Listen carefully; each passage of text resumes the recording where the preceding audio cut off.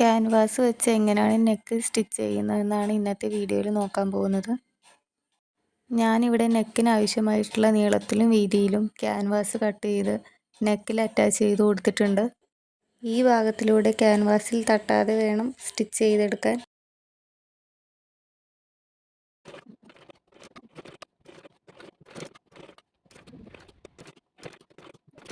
ഇനി നമുക്ക് സ്റ്റിച്ച് ചെയ്ത ഭാഗത്തിൻ്റെ 1/2 ഇഞ്ച് വിട്ട് ഇതുപോലെ കട്ട് ചെയ്തെടുക്കാം.